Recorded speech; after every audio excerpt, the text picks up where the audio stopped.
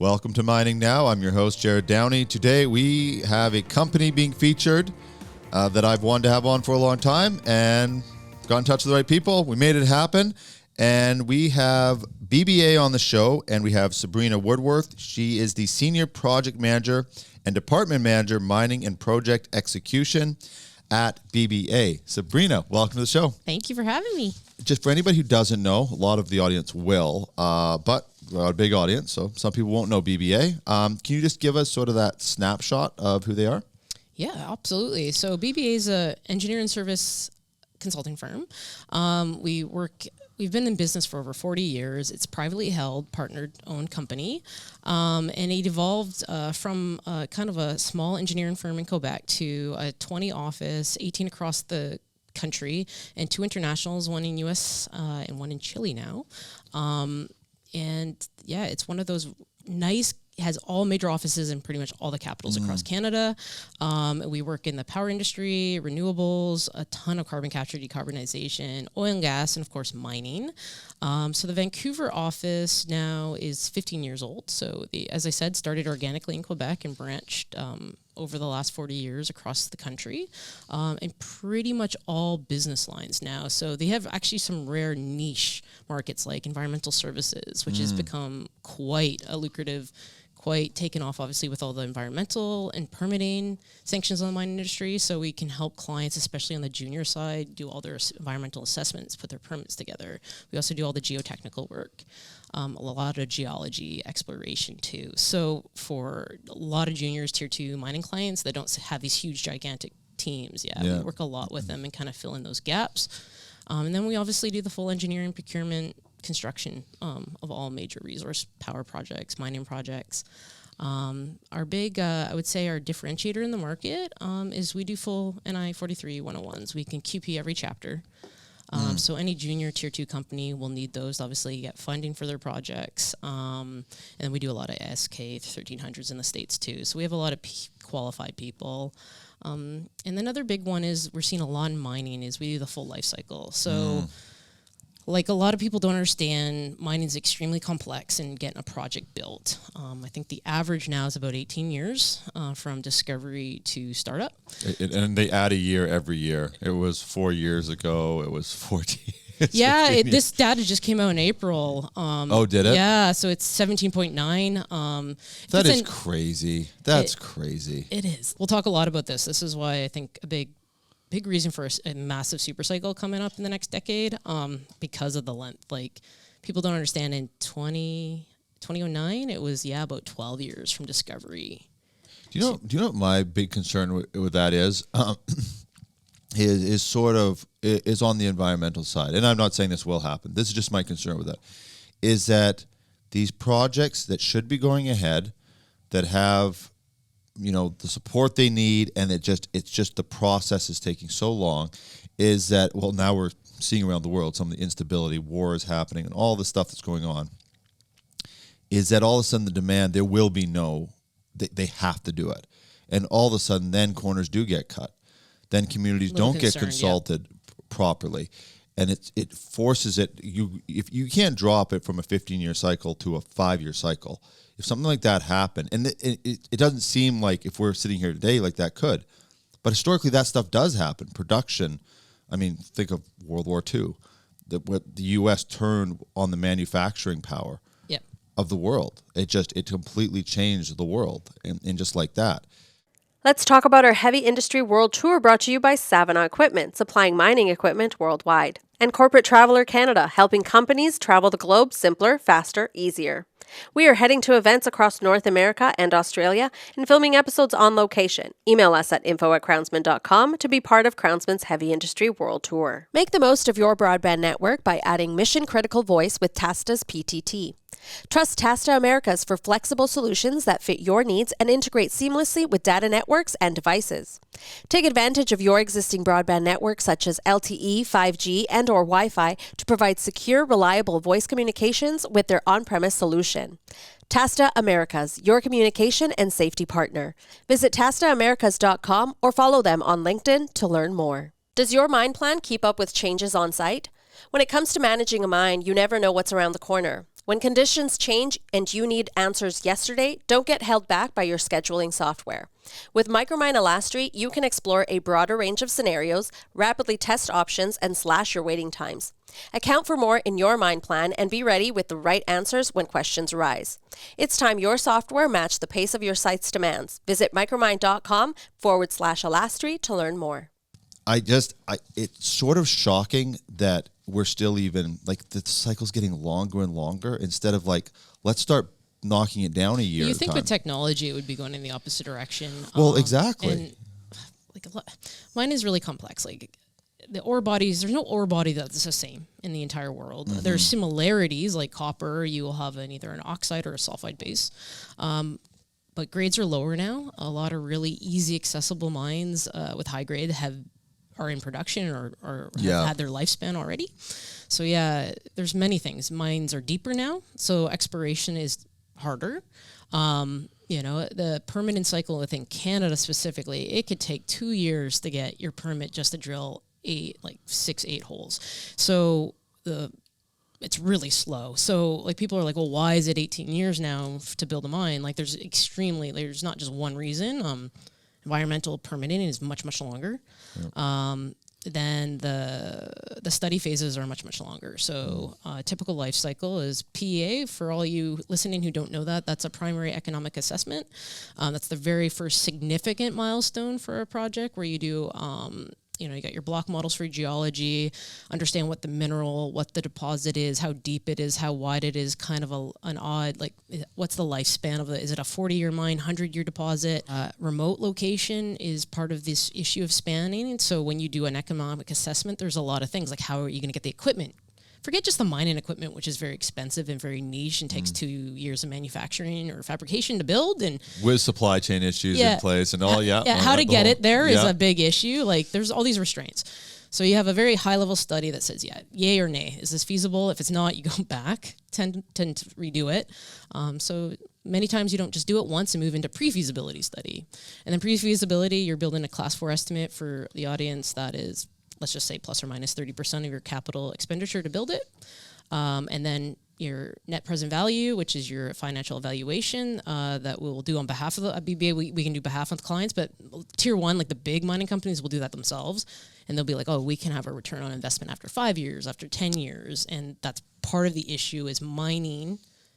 We're in a different return on investment scenario, and that's drastically changed in just the last 5 years. So a very short period of time where maybe it's 10 years to get your return on investment where they were used to have it in 5. So the study phase is probably doubled to tripled in length compared to because of inflation, and COVID really complicated a lot of this because of the supply chain issues. Like it really exposed how vulnerable we are from a supply chain. One thing I wanted to ask, in this, and I wanted to actually get into some specific areas. There's a whole bunch of stuff I want to get about BBA, but I wanted to ask where, if with all the technology, with all the engineering, the wealth of knowledge that's in companies like BBA and other firms, and just could it be a 9-year cycle to get a mine? Is it even?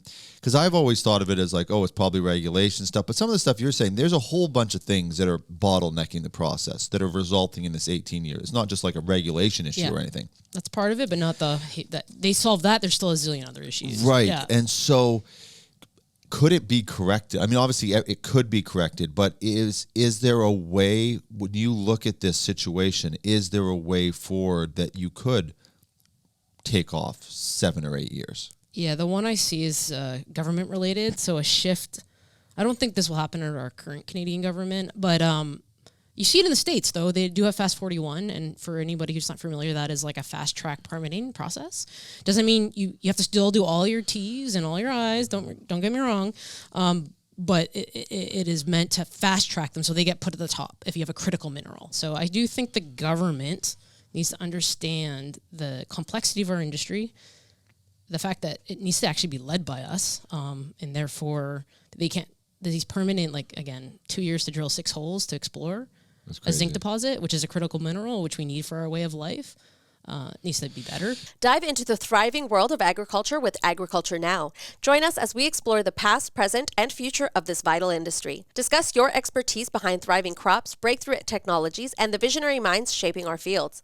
It's your time to be the voice of agriculture. Reserve your spot today. Email us at info@crownsman.com or visit crownsman.com. CIM is Canada's leading technical institute dedicated to the sustainability of our industry. Members enjoy professional growth opportunities through CIM libraries, publications, webinars, societies, and the job board. Experience the CIM community firsthand at the Conference of Metallurgists August 19th to 22nd, ICARD September 16th to 20th, and the CIM Health and Safety Conference October 6th to 8th. Visit CIM.org for more information and join CIM today.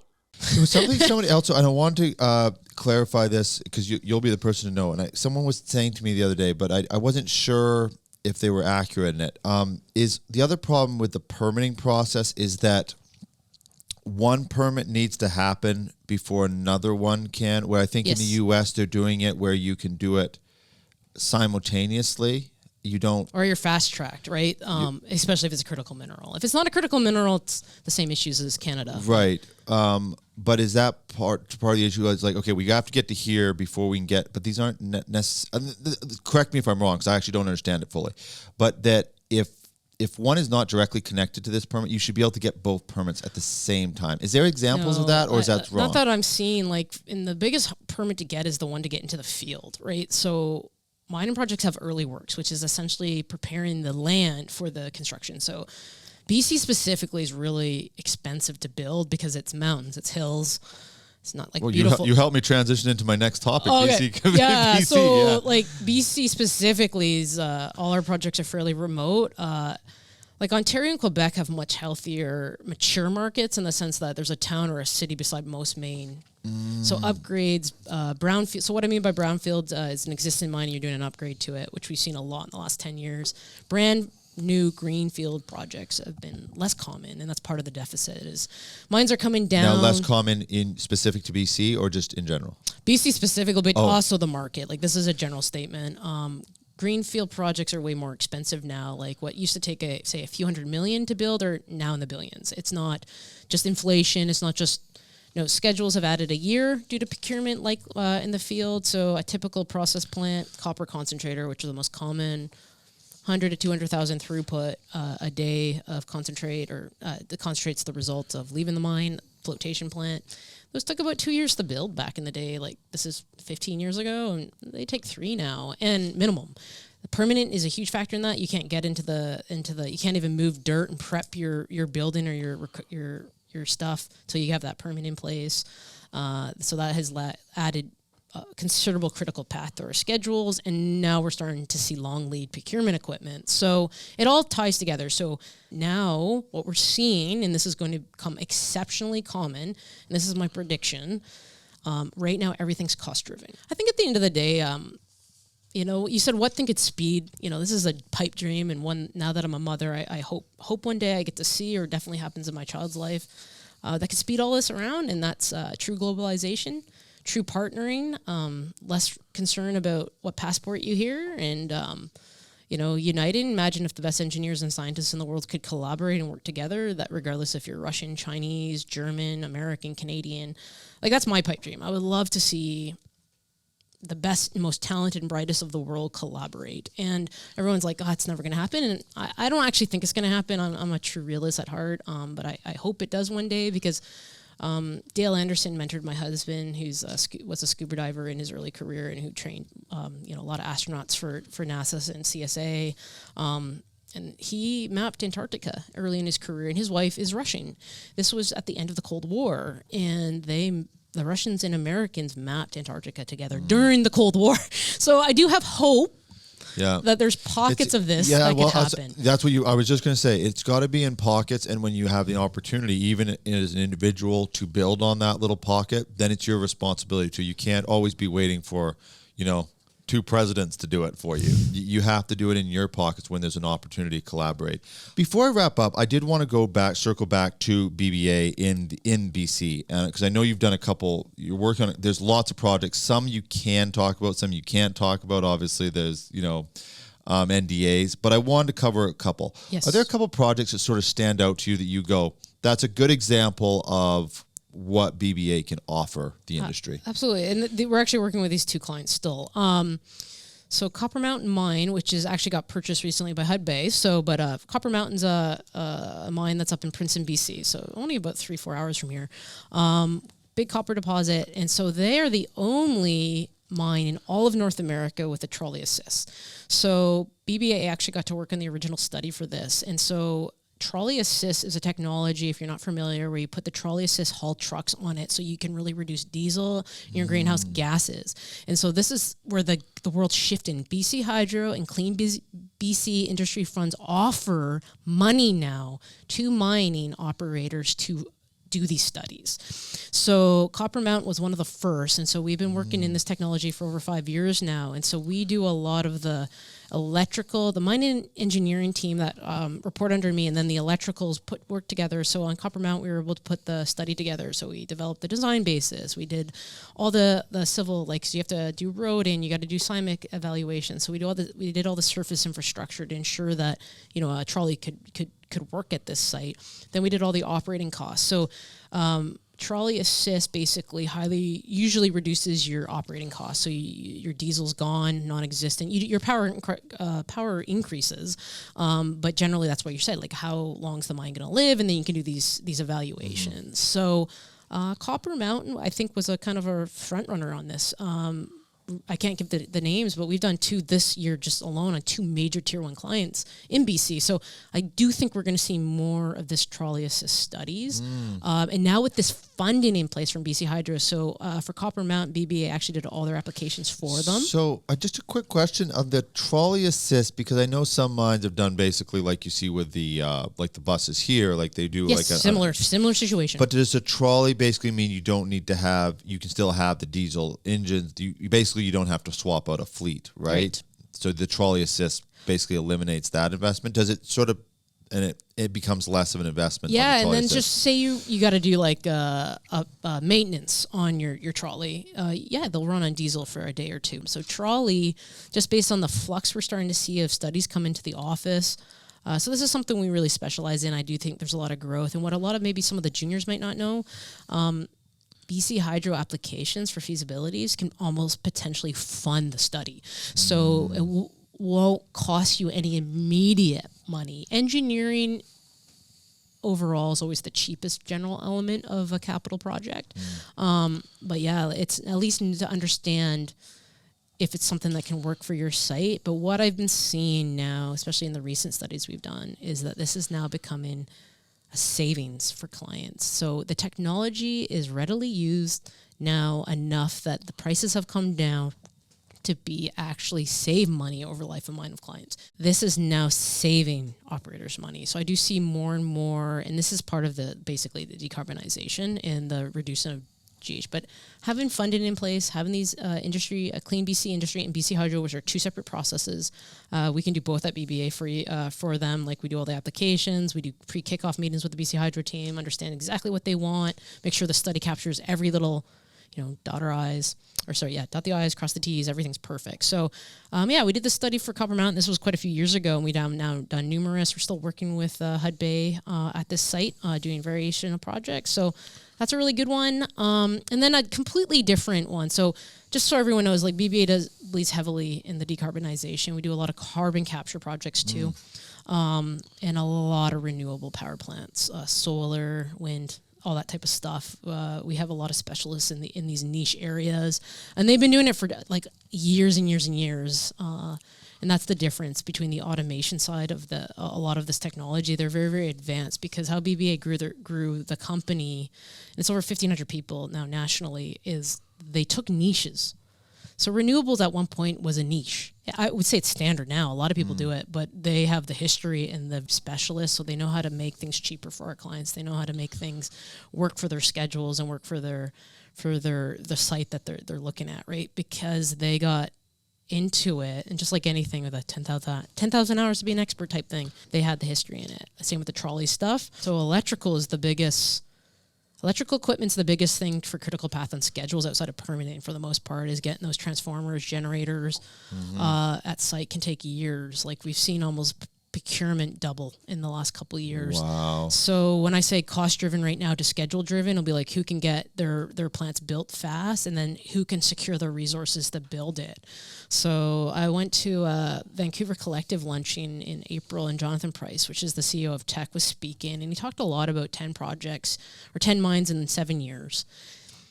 And, you know, he talked a lot of the stuff he said was pretty scary, pretty lucrative for if you're in the mining industry, really healthy next decade coming up for work and prices if you're investing in this type of stuff. But it's still it's going to be very stressful. Like I'm a project manager and I run these projects and I build these estimates with my team. And yeah, like if people want like to build something in a 2-year schedule, they basically got to buy their transformers and stuff like in PFS, which is like just I've never seen. So not to say it can't happen. And if minerals are high enough, you might see some craziness like that where you see like a new norm happening. But yeah, very stressful in the sense of getting these projects online, because there's also a massive gap in just the ages, right? So I was very fortunate that I got to go to Ogletogoy when I was in my late 20s. I've seen a big, massive project get built and the planning that goes into it. But even a lot of people my age have never seen that. And then anybody who basically came into their career in the last 10 years that didn't start in operations, like started in consulting. At the current rate, they got to wait another 8 years before they see a big project. Well, on the 18-year so some cycle. of the gold, so this is like interesting. I'm joking, like you're going to but- see Hermosa, which is a zinc lead project out in Arizona. I think they're going to come in 2028, or even if they're delayed in 2029. Yeah, so they again, some of these clients who have a bit of forward thinking that put the sanction in place knowing, unfortunately the banks don't give you money based on projections. So a lot of clients are not in these situations where they can self-fund their projects, but the bigger people can. But yeah, if they can start making these decisions now, they might get their line in the queue of equipment quicker. Yeah, and that's why I think in the mining industry you're just seeing it so that the majors are now, it's the strategy for the juniors is to be bought up by the majors, right? Because and it happens all the time. You see a ton in the uranium spectrum, like a ton. Yeah, because where else are you going to get that kind of money? And I don't consider myself lucky. I did my research, but I got lucky in the sense that this panned out even better than I thought. Was with NextGen, and a Canadian company out of Saskatchewan. Yeah, they went from being basically, a exploration to a developer to a soon-be producer. So you do get once in a while these companies that have these huge spectrum. And so if you can buy those stocks, exploration stocks are high risk, but it depends also how much money you're buying into them. And if you're doing your TSFA and money that you can afford to lose, like these aren't really risky things. Right. But yeah, if you can go from exploration to produce, like wow. Yeah, hopefully we will see it. Some of these bottlenecks, hopefully they will get sorted out. Sabrina, thank you so much for coming on the show. We covered a lot of ground today. Yeah, it was a great talk. It was fun. But as you can say, I love talking about the mine industry now. But it took me a while to fall in love with it, because you're like, wow, no one sees it. The main media is not talking about this. And that's the big concern, that a lot of people don't understand that there's going to be some crunching. Well, like a lot of online shows, we're probably getting more views than a lot of the media nowadays. Well, that's kind of the great thing, is you can have your outlet. Like YouTube's a great resource. I've learned a lot of how to buy stocks off YouTube, to be honest. For all you young people, like there's a lot of garbage out there, so do your research. But take your time. It's just about taking your time. But yeah, like our channel, I think we're on pace this year for 4.5 million views. A lot of that's people. That's great. Yeah, and that's why I said like a lot of people have built, like the middleman's gone, right? A lot of people can have an amazing music career based off YouTube and iTunes and doing all their own stuff and keeping all the money themselves. Yeah, life is more expensive. It's harder to buy a house, but there's also opportunities that, back in the day, it was, You're very reliant on the big man giving you the opportunity. Yeah. Now you can create a lot for yourself. Or you have to like buy a truck and start picking stuff up for people, and then you can build from there, whatever it is. And it was very sort of a hard-nosed type of industries you'd have to get into. Now you can literally go have a talent. And if you know how to get it out there, you can have a career. I wrote a book during my mat leave, and I just decided to, like, I had an agent, and I just, like, the book deals that they were like pennies in my opinion. I was so naive before, and then I was just like, if you're not screwed, I'm just going to self-publish and do it on Amazon, and Amazon takes a very small fee, but very minimal compared to the rest of the money. Right. And I set the price too, so I do discount days for the young people who can't afford it, and like all these things, right? Yeah, wonderful. What's your book? It's called Work Lessons 101, What They Don't Teach You in School. All right, we'll put a link to that as well. Yeah, it's kind of like I always say, if you're under 10 years in your career, it's kind of like the Bible, like 50 different themes, like how to work how to write an effective resume, how to sell yourself in an interview, how to deal with a bad boss, like how to build an effective network, like some critical things that. Devin, don't start looking up that book right when you say the bad boss thing. Come on. Be a little subtle.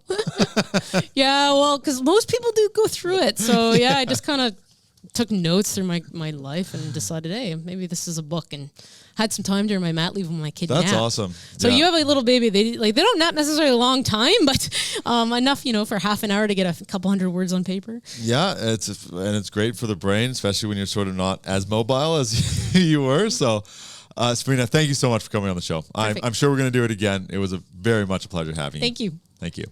And thank you, everybody, for watching. We'll put links to, obviously, BBA. And you can also follow them on LinkedIn. Okay, so we'll have a link to Sabrina's LinkedIn if you want to connect directly with her, BBA's YouTube channel. And, of course, reach out to them, talk to them more about projects. If you need to work with them, they're covering a lot of ground. And please keep following us. Subscribe, support, suggest guests. We're always trying to find new people, and the more episodes we do, just the more people that come out, companies that I'd never heard of, and companies that I know of but didn't realize the extent of what they do, BBA being an example of that. So thank you, everybody. We'll see you on the next episode of Mining Now.